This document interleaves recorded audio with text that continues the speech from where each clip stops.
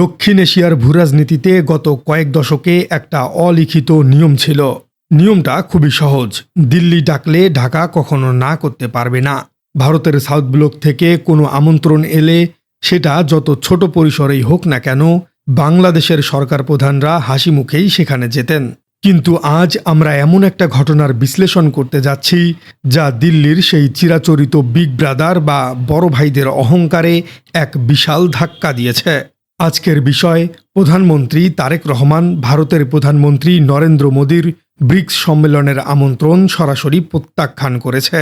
হ্যাঁ দর্শক, ঠিকই শুনছেন। দিল্লি ডেকেছে, কিন্তু ঢাকা পরিষ্কার ভাষায় জানিয়ে দিয়েছে, আমরা আসছি না। এই একটিমাত্র সিদ্ধান্ত কিভাবে পুরো দক্ষিণ এশিয়ার ভূরাজনৈতিক হিসেব নিকেশ পাল্টে দিচ্ছে। কেন বাংলাদেশ এত বড় একটি সিদ্ধান্ত নেবার সাহস পেল? আর এর পেছনে ভারতের সেই পুরনো ডাবল স্ট্যান্ডার্ড বা দ্বিমুখী নীতি কিভাবে দায়ী? দর্শক, শুরুতেই ঘটনার পটভূমিটা একটু পরিষ্কার করা যাক। আগামী 12 এবং 13 সেপ্টেম্বর ভারতের রাজধানী দিল্লিতে অনুষ্ঠিত হতে যাচ্ছে ব্রিক্স শীর্ষ সম্মেলন। আপনারা হয়তো জানেন, ব্রিক্স হল ব্রাজিল, রাশিয়া, ইন্ডিয়া, চায়না এবং সাউথ আফ্রিকাকে নিয়ে গঠিত বিশ্বের অন্যতম বড় একটি অর্থনৈতিক জোট, যেখানে সম্প্রতি আরও কিছু দেশ যুক্ত হয়েছে। এই সম্মেলনের মূল পর্বের বাইরে একটি আউটরিচ পর্ব থাকে, যেখানে আয়োজক দেশ তাদের আঞ্চলিক মিত্র বা গুরুত্বপূর্ণ প্রতিবেশীদের আমন্ত্রণ জানায়। আঞ্চলিক সংস্থা বিমস্টেকের বর্তমান চেয়ারম্যান হিসেবে গত 14 জুলাই ঢাকায় নিযুক্ত ভারতীয় হাইকমিশনারের মাধ্যমে প্রধানমন্ত্রী তারেক রহমানকে এই সম্মেলনে যোগ দেবার জন্য আনুষ্ঠানিকভাবে আমন্ত্রণ জানিয়েছিলেন ভারতের প্রধানমন্ত্রী নরেন্দ্র মোদী। কূটনৈতিক শিষ্টাচার অনুযায়ী এই ধরনের আমন্ত্রণ সাধারণত লুফে নেবার কথা, কিন্তু বাংলাদেশ সরকার এবার হিসাবটা অন্যভাবে কষেছে। সরকারের উচ্চ পর্যায়ের সূত্র এবং পররাষ্ট্র মন্ত্রণালয় থেকে স্পষ্ট জানিয়ে দেওয়া হয়েছে, প্রধানমন্ত্রী তারেক রহমান ব্রিক্স সম্মেলনের আউটরিচ পর্বে যোগ দিতে ভারত সফরে যাচ্ছেন না। এখন সবচেয়ে বড় প্রশ্ন হল, হঠাৎ করেই এমন কি ঘটল যে বাংলাদেশ এত বড় একটা আন্তর্জাতিক মঞ্চকে এড়িয়ে যাবার সিদ্ধান্ত নিল? এর উত্তর লুকিয়ে আছে গত 5 আগস্টের একটি ঘটনার মধ্যে। দর্শক, 5 আগস্ট 2026, জুলাই আগস্ট গণ অভ্যুত্থানের ঠিক দ্বিতীয় বর্ষপূর্তি।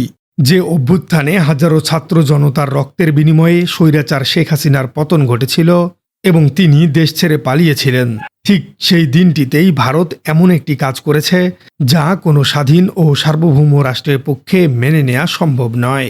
তারা পালাতক এবং সাজাপ্রাপ্ত স্বৈরাচার শেখ হাসিনাকে দিল্লিতেই গণমাধ্যমের মুখোমুখি হবার সুযোগ করে দিয়েছে। শুধু তাই নয়, এফসিসি সাউথ এশিয়ার আয়োজনে পতিত আওয়ামী লীগের নেতাদের নিয়ে রীতিমতো একটি সংবাদ সম্মেলন করা হয়েছে, যেখান থেকে বাংলাদেশ রাষ্ট্র, বর্তমান সরকার এবং ছাত্র জনতার গণ অভ্যুত্থানের বিরুদ্ধে চরম বিষাদগার করা হয়েছে। এখানে একটু আউট অব দ্য বক্স চিন্তা করা যাক। জিওপলিটিক্স বা ভূরাজনীতিতে কোনো কিছুই হঠাৎ করে ঘটে না। ভারতের রাজধানী দিল্লিতে বসে ভারতের গোয়েন্দা সংস্থা এবং পররাষ্ট্র মন্ত্রণালয়ের গ্রিন সিগন্যাল ছাড়া একজন পালাতক স্বৈরাচার এভাবে প্রকাশ্যে সংবাদ সম্মেলন করবেন, এটা কি আদৌ সম্ভব? কখনোই নয়। ভারত জেনে শুনেই এই কাজ করেছে। তারা মূলত বাংলাদেশের পালস বা নারীর স্পন্দন চেক করতে চেয়েছিল। তারা দেখতে চেয়েছিল এই উস্কানির পর ঢাকার বর্তমান সরকার কি ধরনের প্রতিক্রিয়া দেখায়। কিন্তু ভারতের থিঙ্ক ট্যাঙ্কে হয়তো এবার বাংলাদেশের রিয়াকশনটা ঠিকমতো ক্যালকুলেট করতে ব্যর্থ হয়েছে। ঢাকায় এবার যে প্রতিক্রিয়া দেখিয়েছে তা দিল্লির ধারণারও বাইরে। পররাষ্ট্র মন্ত্রণালয় থেকে একটি কড়া বিবৃতি দেওয়া হয়েছে। সেখানে স্পষ্ট ভাষায় বলা হয়, একজন সাজাপ্রাপ্ত ও পালাতক আসামিকে দিল্লিতে বসে বাংলাদেশের জনগণ ও রাষ্ট্রের বিরুদ্ধে বিষাক্ত বক্তব্য প্রচারের সুযোগ করে দেওয়ায় বাংলাদেশ গভীরভাবে ক্ষুব্ধ। কিন্তু সবচেয়ে মোক্ষম এবং সরাসরি আঘাতটা করেছেন বর্তমান সরকারের স্বরাষ্ট্রমন্ত্রী সালাউদ্দিন আহমেদ। তিনি কোনো আনুষ্ঠানিক রাগঢাক না রেখেই একটি সত্য প্রকাশ্যে নিয়ে এসেছেন। তিনি বলেছেন, ভারত একদিকে হাসিনা কার্ড খেলবে, অন্যদিকে বাংলাদেশের সঙ্গে সুসম্পর্ক চাইবে। এই দুই বিষয় সম্পূর্ণ বিপরীতমুখী।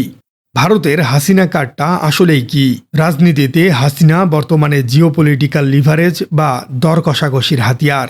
ভারত মূলত হাসিনাকে তাদের হাতে একটি তুরুপের তাস হিসেবে রেখে দিয়েছে।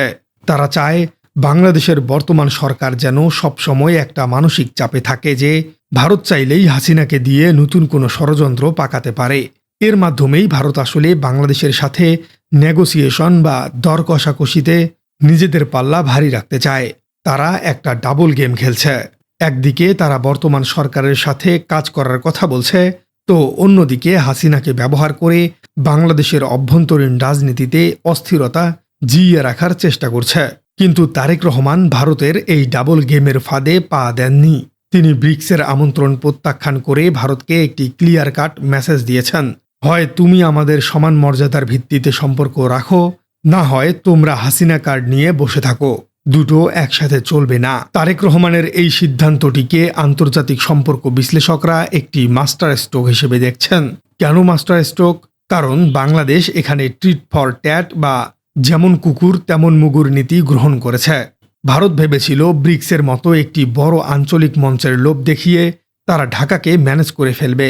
তারা ভেবেছিল তারেক রহমান হয়তো আন্তর্জাতিক স্বীকৃতি এবং বড় নেতাদের সাথে ছবি তোলার লোভে 5 আগস্টের অপমান হজম করে দিল্লিতে উড়ে যাবেন। কিন্তু এখানেই তারেক রহমান প্রমাণ করেছেন তিনি চিরাচরিত ছকের বাইরের একজন নেতা। ঢাকার এই অপ্রত্যাশিত কড়া অবস্থানের পর দিল্লিতে রীতিমতো ভূমিকম্প শুরু হয়েছে। পরিস্থিতি নিয়ন্ত্রণের বাইরে চলে যাচ্ছে দেখে দিল্লির পররাষ্ট্র মন্ত্রণালয় ড্যামেজ কন্ট্রোলে নেমেছে। ভারতের পররাষ্ট্র মন্ত্রণালয়ের মুখপাত্র রণধীর জয়সওয়াল তড়িঘড়ি করেই এসে বিবৃতি দিয়েছেন। তিনি বলেছেন, দিল্লি থেকে বাংলাদেশের বৈধ সরকারের বিরুদ্ধে শেখ হাসিনার দেওয়া কোনো বক্তব্যকে ভারত সরকার সমর্থন বা অনুমোদন করে না। কিন্তু আন্তর্জাতিক কূটনীতিতে মুখের কথার চেয়ে কাজের মূল্য অনেক বেশি। ভারত যদি সত্যিই শেখ হাসিনার বক্তব্যকে সমর্থন না করে, তবে তারা তাকে এই প্ল্যাটফর্ম দিল কেন? এই প্রশ্নের কোনো সদুত্তর দিল্লির কাছে নেই। সম্পর্কের এই চরম টানাপোড়েনের মধ্যেও ভারত কিন্তু ব্যাক চ্যানেল ডিপ্লোমেসি বা পেছনের দরজা দিয়ে আলোচনা চালিয়ে যাচ্ছে। তারা বুঝতে পেরেছে বাংলাদেশকে হারালে দক্ষিণ এশিয়ায় ভারতের পুরো ভূরাজনৈতিক স্ট্র্যাটেজি তাসের ঘরের মতো ভেঙে পড়বে। তাই সম্পর্ক স্বাভাবিক করতে এবং পারস্পরিক আস্থা ফেরাতে ভারতের নবনিযুক্ত হাইকমিশনার দীনেশ ত্রিবেদী রীতিমতো দৌড়ঝাঁপ শুরু করেছেন। তিনি বাংলাদেশের পররাষ্ট্রমন্ত্রী খলিলুর রহমানের সাথে বৈঠকও করেছেন। এই দৌড়ঝাঁপ প্রমাণ করে যে বাংলাদেশ মুখ ফিরিয়ে নিলে ভারতের ক্ষতি কতটা মারাত্মক হতে পারে। ভারত এখন মরিয়া হয়ে চেষ্টা করছে পরিস্থিতি সামাল দেবার। প্রিয় দর্শক, তারেক রহমানের আপাতত ভারত সফরে না যাবার সিদ্ধান্তকে আপনি কিভাবে দেখছেন? ভারত কি পারবে তারেক রহমানকে শেষ পর্যন্ত ম্যানেজ করে ভারতে নিয়ে যেতে? কমেন্টে জানিয়ে দিন আপনার মূল্যবান মতামত। আর আমাদের চ্যানেলে নতুন হয়ে থাকলে চ্যানেলটি সাবস্ক্রাইব করে বেল আইকনটি বাজিয়ে দিন। দেখা হচ্ছে পরবর্তী কোনো ভিডিও। উতরাই পেরিয়ে আমরা আজকে এখানে এসেছি। আমরা উভয় পক্ষ এবং আমাদের মধ্যে বিভিন্ন বিষয়ে আলোচনা হয়েছে।